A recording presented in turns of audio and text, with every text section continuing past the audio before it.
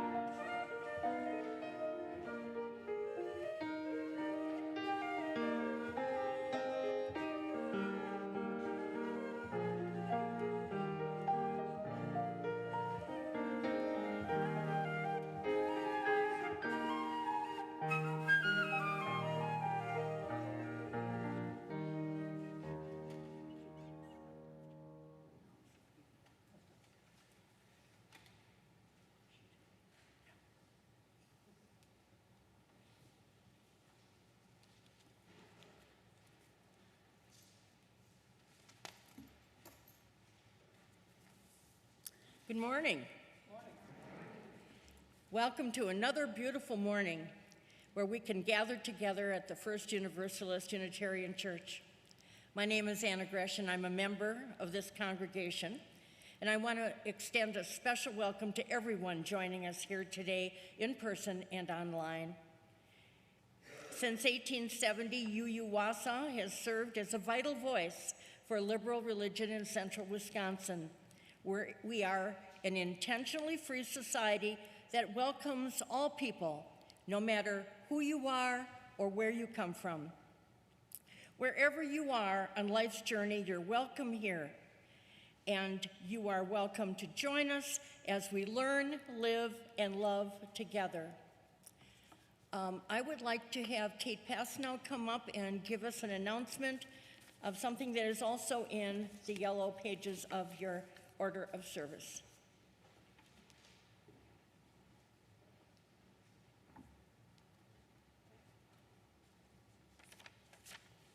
Good morning, all. So I'm really excited that we're going to have our youth group fall kickoff. It's in your yellow page. And I just want to, that's today, this afternoon from 4 till 7. 4 till 6 here in the UU parking lot will be primarily outdoors. And we're gonna have different kinds of games like big croquet, big Jenga, minute-to-win games and whatnot. Sorry, you're not all invited. It's for the youth. So this is 7th through 12th graders. We have a team of adults that are leading the charge, although we're really just standing back and letting them socialize, get back together in person from a safe distance, outdoors, having some pizza, having a fire pit, maybe some s'mores, and planning our next event for Halloween and also a social action project. So if you didn't hear about it yet, whoop, here it is. And if you did hear about it and forget to RSVP, I'll be around, and otherwise you're welcome. So hope to see your youth with us today.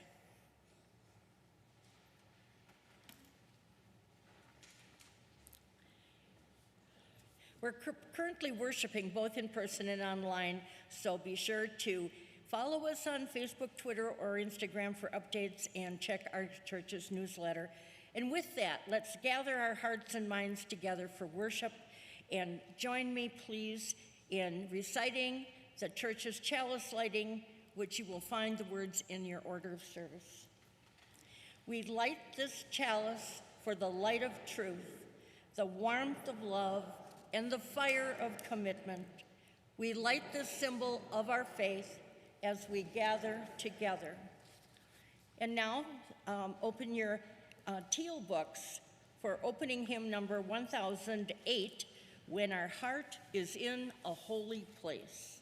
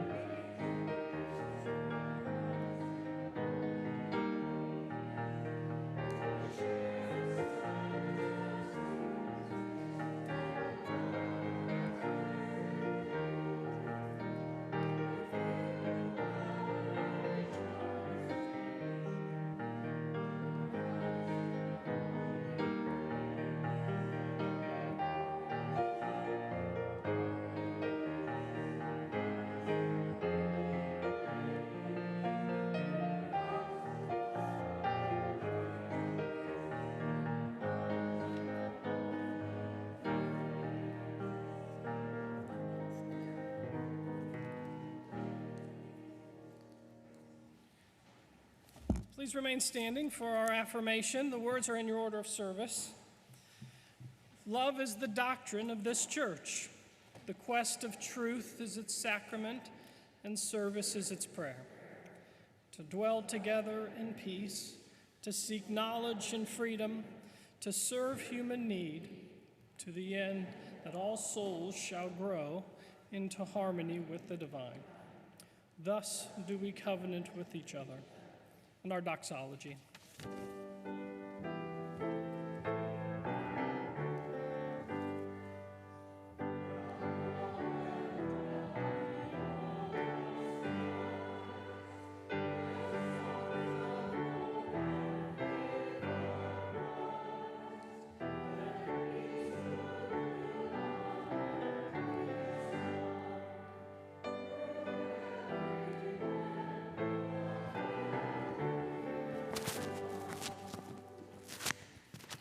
Please be seated. It's good to see so many of you here this morning, and greetings to those of you who are joining us online. I have your story for all ages this morning. So let's see a show of hands. How many of you do the right thing all the time? Ann Jefferson, ladies and gentlemen, she does the right thing. You got a standing ovation in the balcony, Ann. All right. So this story is for the rest of you, not for Ann. I'm not surprised. Okay. So how many of you think that experience matters, or working for something really, really hard matters, or would you like to just get something for nothing? Let me pose it this way. If I said this, you could have $1 million for nothing, or would you rather work really, really hard for 365 days for $30 million? What would you pick? Doing nothing and getting $1 million? Let me see your hands, and don't lie. You're all liars. That's what you are. You all would take the money. You know, for a fact you would take the money. Why wouldn't you take the money? Anyway, so the story this morning is hopefully going to get at why we don't do what we know we should do.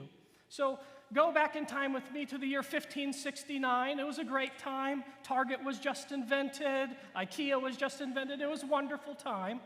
Anyways, there's this guy named Dirk Willems in 1569 in Holland. And Dirk was a Mennonite. This was bad news, to be a Mennonite in the year 1569 in Holland. And so he was being pursued by his captor, who was going to kill him. Because to be a Mennonite in 1569 in Holland was to be called a heretic. And they burnt people who were heretics in Holland in 1569. Dirk is running. His pursuer is directly behind him, and they run across a lake that's frozen. And then Dirk hears behind him the crack and the splash of water, and he turns behind, and what does he see? His captor is sinking in the frozen lake. Now what would you do? You all would run. That's what you would do. You would run because you don't want to get burnt at a stake, because that's maybe the only thing worse than freezing in a frozen lake. But this is a true story. Guess what Dirk Willems, the Mennonite, did? He went back and he freed his own pursuer, who rolled over, frozen, and slapped the handcuffs right around Dirk's wrists. Within days, Dirk was taken to a jail, and then after he was charged as a heretic, Dirk was wheeled out into the town square, and Dirk was burnt, and he died. So the question remains, how do we decide what the right thing is to do, especially when we can get off easy? So again, I'll start with the question, or I'll end rather with the question I started with. Do you always want to do the easy thing in life, or do you sometimes want to do the hard thing? I have another story, but I think I'll spare you. It's a thought experiment of Robert Nozick's, but I'll save that for another time. So that's your story for this morning. And we're not going to sing the kids out to their classrooms. We're going to just sing to bless our congregation and also to bless our families joining us online. Thank you.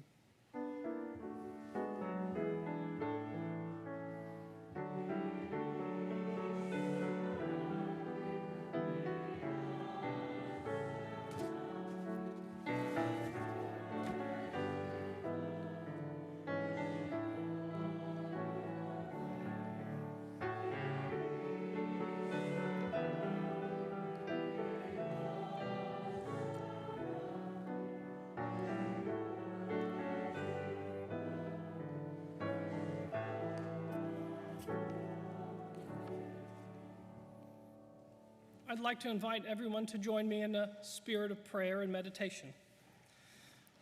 I've said it for years, but I'll say it again.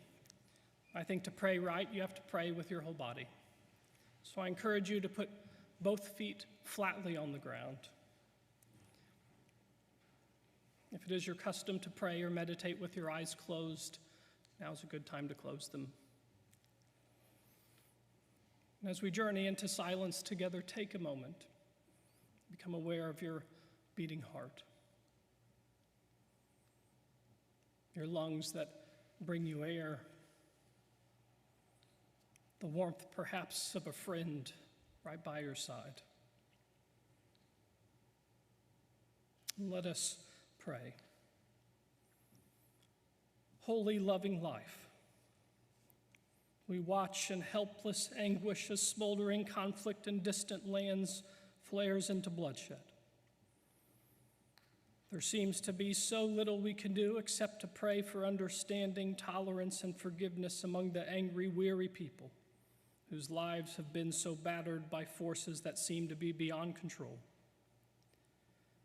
We watch as hopes for new beginnings in many different places seem tossed about like a ship in a stormy sea. And there are those much closer to us whose fear and pain seem overwhelming. Holy love of harvest plenty, hear now our prayers for those who do not have enough protection from violence and hunger and disease, enough hope to start again. When we raise our thoughts and prayers up aloud and in the silence of our hearts, let us call to mind all the joys and sorrows in our lives, and let us meditate on them in silence together now.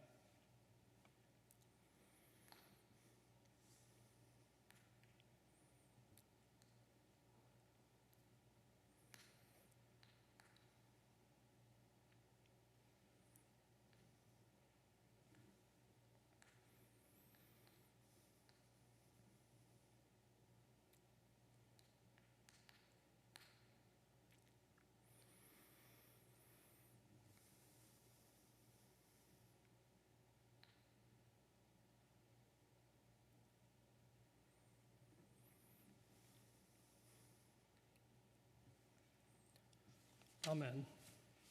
Please remain seated for our prayer hymn number 95 in the gray hymnal, There Is More Love Somewhere.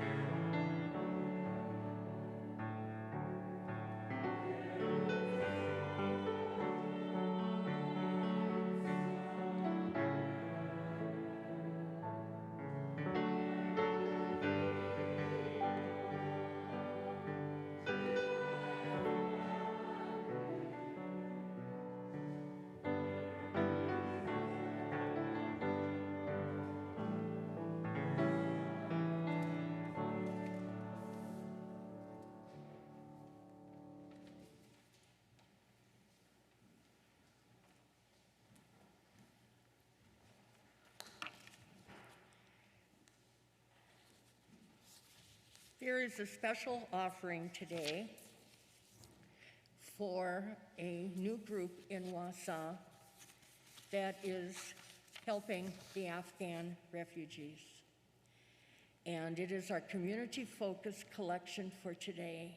To tell us about it will be Gwendolyn Paul, who is going to come up here and explain it to you in more detail, and you will also find information about it in the yellow pages inside the order of service. Gwendolyn?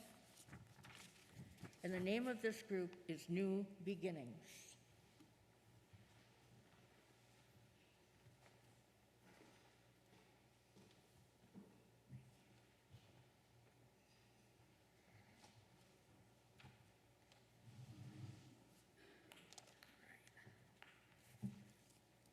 Thank you very much for having me today. Like she mentioned, my name is Gwen Paul, and I am the Executive Director of New Beginnings for Refugees, a newly formed local community-based nonprofit for welcoming and caring for refugees. I'm very grateful for the opportunity to welcome these new neighbors into our community. At New Beginnings, we are excited for the new opportunities this will bring for families arriving, as well as for Central Wisconsin community. Personally, I know the richness that can come from these cultural exchanges. In the 8 years that I was away from Wausau, I have had the privilege of befriending, helping, and working alongside Congolese refugees in Pennsylvania, as well as the Democratic Republic of Congo, before returning to my home here in Wausau. I'm so excited our community will have a chance to experience this richness as well. New Beginnings will be partnering with the agency ECDC to establish a strategic plan and process for welcoming refugees to the Wausau area. According to the plan set forth by the State Department, this number looks like approximately 100 refugees in our first year and more in the years to come. It is likely that a large percentage of these refugees will be Afghan allies, but also other refugees from other areas will be welcomed as part of this process. Our goal is to assist refugees and the community to make them feel welcome, like they belong, and help them to be successful and productive in their quest to make a new life in our community. It is our ambition to understand the needs and to help mobilize enthusiastic individuals and groups who can make a real difference. The refugees coming to Wausau will have needs for community integration, social connections, English language practice, transportation, and so many things that we just haven't even thought of. Local volunteers will be needed to welcome and engage our new neighbors in a variety of roles, working in tandem with the local resettlement agency. We believe in the power of education and dialogue to bridge critical gaps that form between various cultures, ethnicities, political perspectives, and faiths. We intend to foster dynamic opportunities to learn and expand perspectives on many topics relating to refugees and the geopolitical circumstances from which they come, by encouraging respectful discourse and celebrating Wausau's multi-ethnic traditions. As we prepare to welcome well, we are actively seeking and organizing material donations like home furnishings, linens, household supplies, paper products, cleaning items, also bicycles to help make transportation more accessible.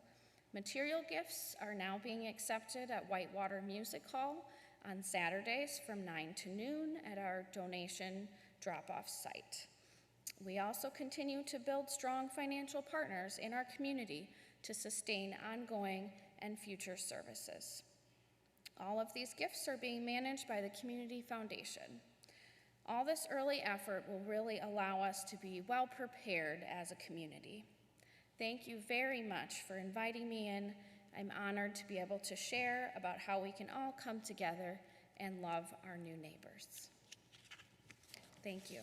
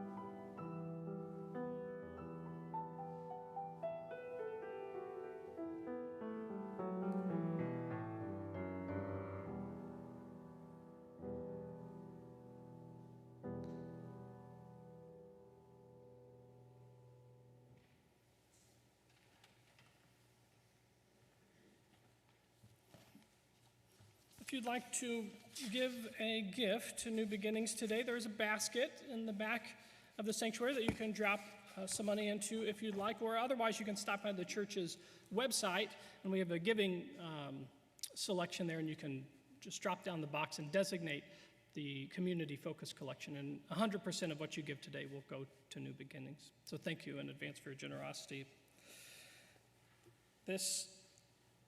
The reading for this morning comes from the book of Job, which is a wisdom book, if you were wondering. In the 38th chapter, beginning in the first verse, going until the 7th, and then skipping to the 34th and lasting until the 41st. You all know what happens before we get to this point in Job, or should I set it up? I'll set it up.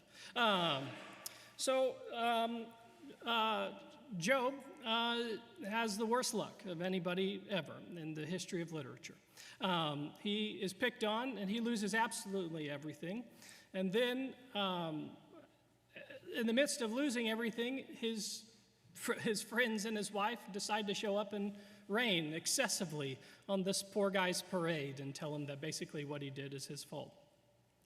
At the end, or towards the end of the book, God shows up into the story, and God sort of sets the record straight in a really unusual way, and I'll preach about that a little more. So this is the point after all of the drama has happened, and now God has showed up in the story to set the record straight. Here's a reading. Then the Lord answered Job out of a whirlwind. Who is this, God says, that darkens counsel by words without knowledge?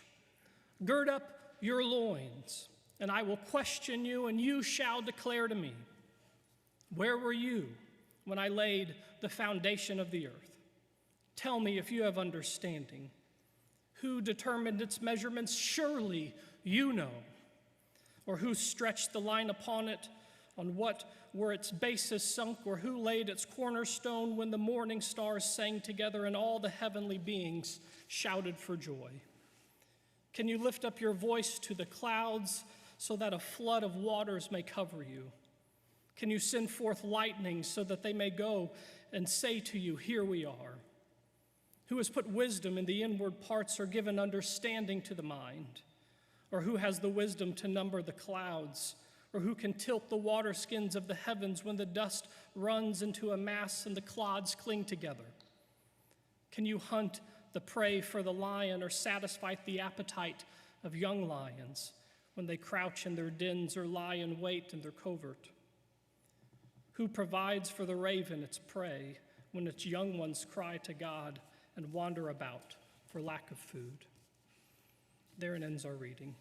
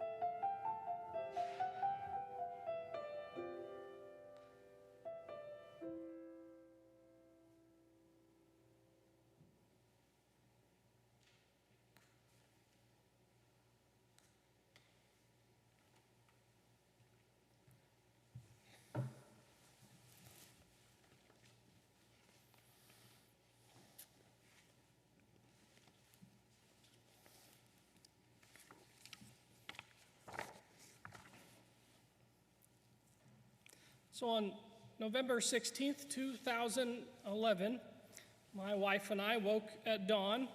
We packed a couple of day bags and headed out of our tiny St. Louis apartment. And through the morning darkness, we drove to the hospital. My wife, her name's Sarah, if you don't know, Sarah checked in and was wheeled back to this rather nicely furnished delivery room. And I, of course, followed behind, carrying the day bags. My always clever wife, she packed her bag with a fresh change of clothes and our baby's first outfit. I stupidly packed mine with a laptop.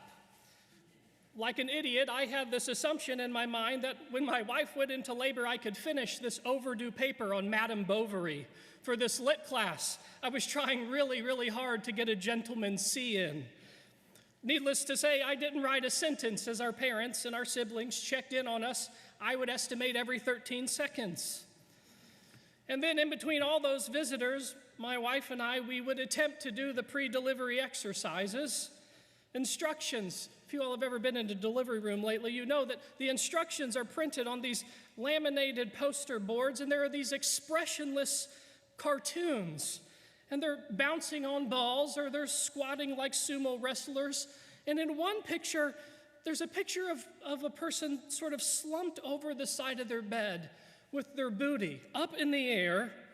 And then the other emotionless cartoon is sort of giving them a massage or performing a cavity search. I couldn't really tell what they were doing, but we tried it nevertheless. And so after 14 hours of labor, my wife, she said that we are going to have a birthday party whether our kid wants to or not.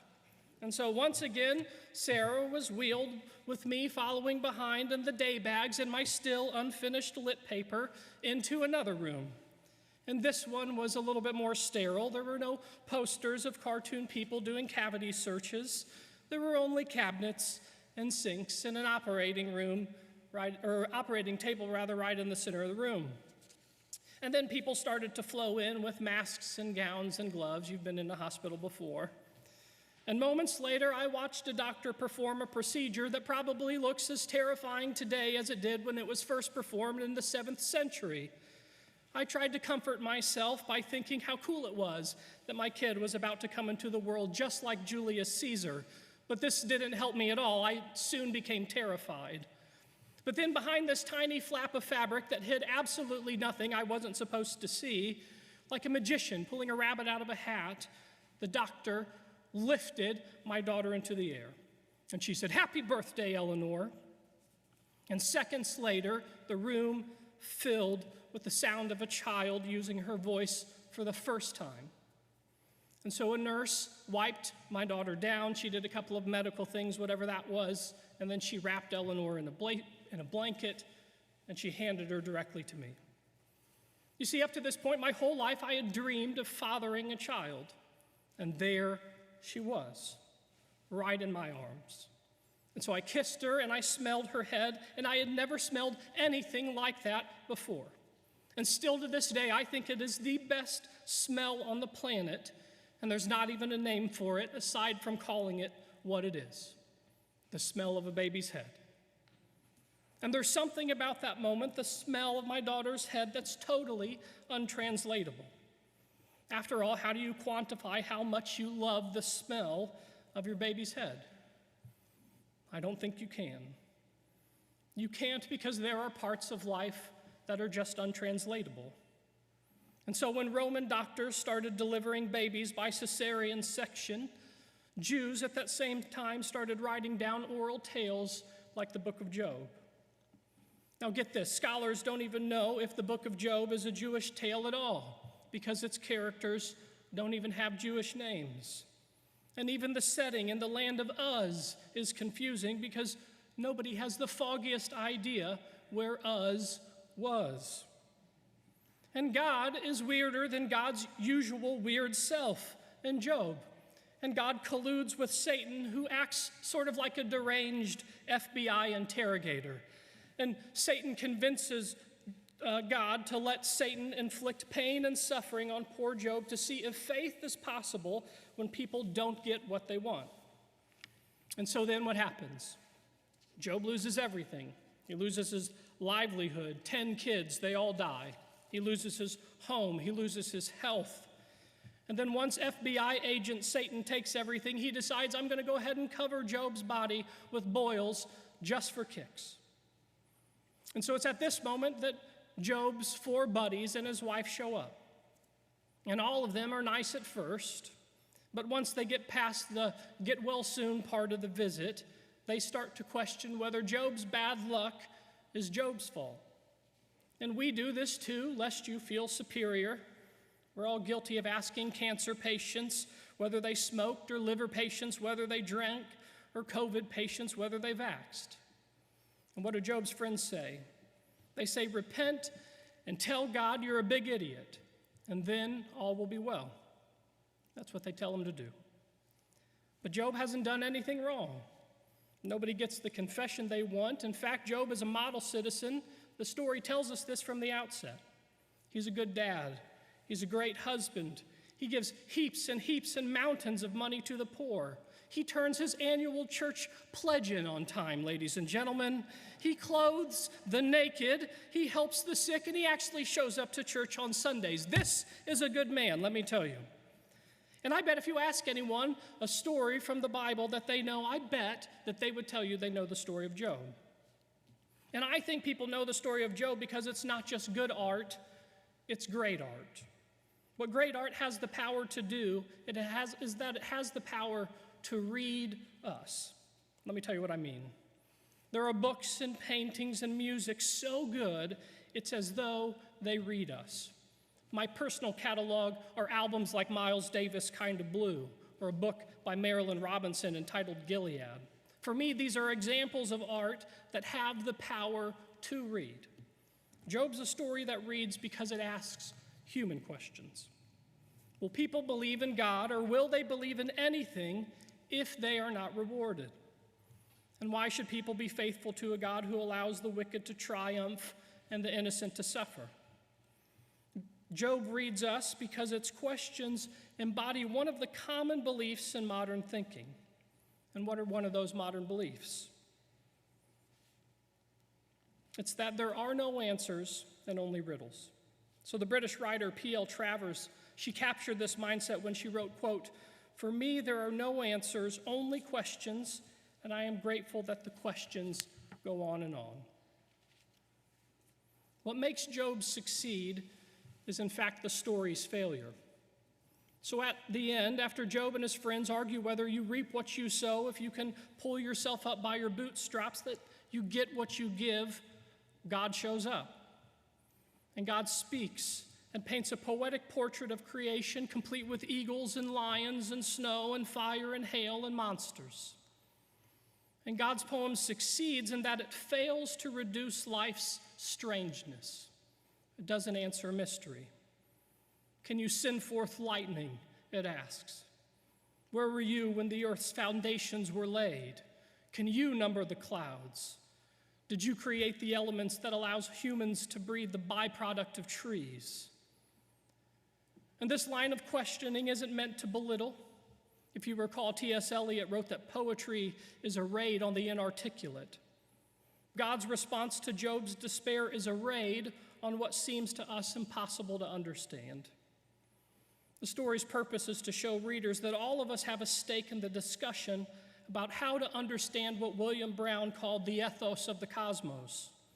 The story is about life's meaning and purpose and ultimately our response. And this, of course, is supposed to be the question at the heart of every church, or at least it should be. And what's that question? What is the meaning and purpose of life? Unfortunately, though, many churches fail to help people live in a manner such that we would want no other life than the life we are living. All human life is filled with suffering and failures, but suffering and failure aren't blocks to a good life.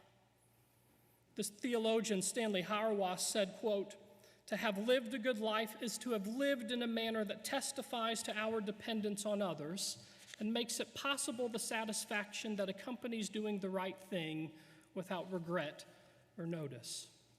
Just think about the story we started with today in that quote. So what Hauerwas is getting at is a distinctly religious idea. to live with humility and gratitude for life so fully that your living helps others be thankful for their lives. I'm going to read that again. To live with humility and gratitude for life so fully that your living helps others be thankful for their lives. Using this line of reasoning, we might say the purpose of life is to acknowledge our dependence on others and theirs on us. The trouble is, this message isn't a popular one, but just because it's unpopular doesn't make it false. So in Alistair McIntyre's book, After Virtue, he says that the conception of a whole human life is no longer available in our culture. He thinks it's no longer available because people don't see this as a loss. People don't see the loss of a meaning to life as a loss. They just think it's the way things are. In fact, he believes that people see this as freedom. In other words, people are fine to think there isn't a purpose to life because they see it as liberating. And it's seen as liberating because modern culture teaches that life is for freedom and happiness. That's today's narrative. Watch a commercial. It's important to note that for many people, freedom is understood as freedom from restriction, freedom from limitation. Very little do you hear about freedom for a life of service, freedom for deep relationships that demand much. The idea that life doesn't need an overall purpose is in fact a product of thought that comes out of a liberal narrative with two branches. And so let's note here that when I say liberalism, I'm using it in the classical sense, as a political and social philosophy that promotes individual rights and civil liberties and free enterprise. And so one branch of this tree is the liberal left, primarily understood as the attempt to free people of past oppressions. And this is contrasted with the liberalism of the right, which focuses on economic and political policy within a capitalistic framework. Now, both of these things have differences, but they share a common project to increase personal freedom. The trouble with this, as many warn, is that when our lives are shaped by narratives like this, it makes it next to impossible for any of us to be happy with the lives we've lived. We live in a society that cannot be satisfied because we no longer have the resources to live lives of virtue. And so the argument goes, we choose instead to live lives we don't even understand, lives with endless consumption, lives spent staring at screens, lives in which we're scared of our neighbors without ever having spent a moment with them, lives where we're scared of black people because we've been programmed to think that all black people are dangerous. And so rather than face tough truths, Americans and other advanced Western nations, what they do is they sacralize hopes and dreams by saying we can manifest our hopes and dreams, which is partly true at best. But the other side of that is that human beings are limited creatures. The most American thing of all is resistance to limitation. I would argue that this is modernity's disease. It's a disease because it eats away the truth that all of us are limited. And so in response, rather than accept our limitation, we rebel.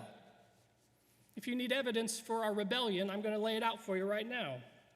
So this summer, as the pandemic's grip let up, news stations started reporting on what some are calling America's, quote, epidemic of bad behavior. In other words, we just celebrated a summer of rebellion. There's the infamous Trader Joe's tirade. You can watch this on YouTube if you get bored later today. But anyways, there's the infamous Trader Joe's tirade where a North Hollywood woman blew a gasket after being asked to put on a mask. In fact, people started acting so terribly and behaving so badly with servers at one Cape Cod restaurant. Get this, the owners at this little Cape Cod restaurant, they shut down for 2 days and they told the public they are putting their clients in a timeout so they can think about their bad actions. Only in Cape Cod, I guess. Airlines, furthermore, you could read about this in the Wall Street Journal. This was covered on Saturday and Sunday. Airlines are reporting so many instances of passenger violence that union reps describe what's happening in the air, as one union rep wrote in the Wall Street Journal, quote, an epidemic of aggression an assault. You all might have read about this. One Southwest flight attendant had her 2 front teeth knocked out of her face by an angry passenger. Behavior like this, the argument goes, is a symptom of modernity's disease. These are acts of rebellion against limitation. And this mode of living is the opposite of virtue in that it has no claims to any moral standards. Can someone who knocks the 2 front teeth out of a flight stewardess actually claim that they have moral standards? Can adults who throw childish fits at grocery stores claim to have moral standards? Can evil diners claim to have moral standards? All this personal obsession with happiness and freedom resists nearly everything we know about how humans find true purpose and meaning. Ancient religions like Buddhism and Christianity, they both convey the importance of suffering and limitation in life. In fact, the book of Genesis opens with a story about humankind's predisposition for struggle, and Buddhism's 4 noble truths speak to the nature of struggle as well. And it's important to note at this moment that not all suffering is helpful. Unchosen suffering is to be avoided. But chosen suffering, as the psychologist Paul Bloom writes, is a different story. A life well lived is more than a life of pleasure and happiness. It involves, he writes, among other things, meaningful pursuits. And some forms of suffering involve struggle and difficulty are essential parts of achieving these higher goals and for living a complete and fulfilling life. That's what Paul Bloom wrote. That is what is at work in the book of Job. A warning that a life well lived is one with meaningful pursuits. And everyone who has gone after something meaningful can attest to the difficulty involved. Take a marriage, for example, or try shadowing a school teacher, or interview a social worker. What ultimately matters aren't happiness and comfort, because happiness and comfort are temporary. What matters is meaning and helping others make meaning. But if there is no meaning to life, and the only thing that matters is endless personal and economic freedom, then our future will look very much like our recent past. Dangerous political figures, dangerous political ideologies that tap into our vein of anger and resistance to limits. And you can find examples of this on both sides of the aisle. And so when God thunders back to Job, the only answer he gets is to consider creation, how majestic and terrifying and amazing it is, how life fits into an amazing system in which death leads to life. And some people, they just want easy answers. They want to just accept that Republicans know best, or Democrats know best, that the universe is just swirling dust, or that love is merely chemicals firing in your brain, or that evolution fully explains human life, or that truth is contingent. But what Job does is it cautions us to resist the allure of easy answers. So in Jan Martel's book, Life of Pi, has anybody ever read this book? You should, or you should reread it. So in Jan Martel's book, Life of Pi, there's a boy named Pi, and his family, they immigrate from their home in India to Canada. And so they sail aboard a Japanese vessel which sinks about 4 days at sea into the Pacific. And so Pi finds himself stranded for 227 days aboard a life raft with a Bengali tiger named Richard Parker. This sounds awful. So Richard Parker and Pi know how dangerous one another can be. Pi knows that the Bengali tigers are man-eaters who steal children from villages. And Richard Parker, the tiger, knows that humans can kill at will, often without warning. And so they're stuck together in this tiny raft, and all they do at first is they just stare at each other. But soon they realize that their only chance at survival rests in one another. The tiger needs the boy, and the boy needs the tiger. And toward the end of the book, Martel describes what went on in the boy's mind. This is a quote. He kept me from thinking too much about my family and my tragic circumstances. He pushed me to go on living, and I hated him for it. And yet at the same time, I was grateful, and I am grateful. It's the plain truth. Without Richard Parker, I wouldn't be alive today to tell you my story. And then after 227 days, the raft runs ashore and the tiger jumps off instantly and disappears into the forest. And so when one of the sunken ship's owners meets Pi to see if he can help him figure out where in the ocean this vessel sank, Pi tells the man about the tiger he shared a lifeboat with, the tiger who saved his life. Mr. Patel, the owner says, a tiger is an incredibly dangerous animal. How could you survive in a lifeboat with one? Come on, Mr. Patel. Your story is just too hard to believe. And in an exchange that could have come from Job, this is what Pi says. If you stumble at mere believability, what are you living for? Isn't love hard to believe? So don't bully me with your politeness, Pi says. Love is hard to believe. Ask any lover. Life is hard to believe. Ask any scientist. And God is hard to believe. Ask any believer. We're just trying to be reasonable, the owner responds. So am I, says Pi. Just tell us what really happened, the owner comes back. And Pi ends the conversation like this. I know what you want. You want a story that's not going to surprise you. You want a story that's going to confirm what you already know, that won't make you see higher or further or differently. What you want is a flat story, an immobile story. You want a dry, yeastless factuality. What I want to suggest to you this morning is that if we become too obsessed with easy answers and happiness and comfort, how will we ever be taken in by something that takes us higher and further to a place different than we'd ever imagined? If what we really want is another story, do we really want love or life or God? The world is vaster than we're often willing to acknowledge. We box things in pursuit of happiness and comfort. And life's most meaningful things are the result of immense effort, some of which lead to joy and some of which lead to pain.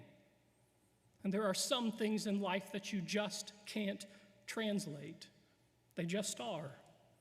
To kiss and hold a child for the first time, to feel yourself seen in the eyes of someone you love and admire, to live in a way that through you others find thanksgiving for the life they're living.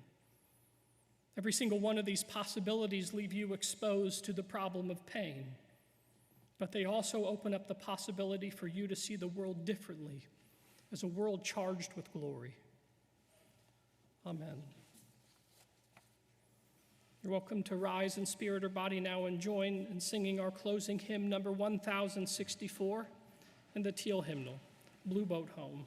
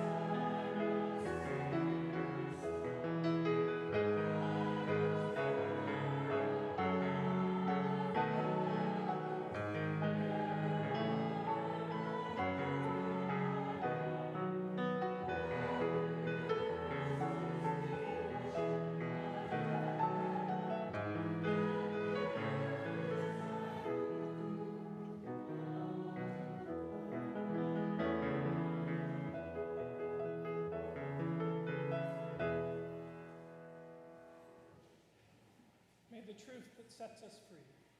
And the hope that never dies and the love that casts out fear lead us forward together until the day spring breaks and all shadows flee away. You're welcome to have a seat and relax and enjoy the postlude. I'll be here to say hi to you as you leave the sanctuary.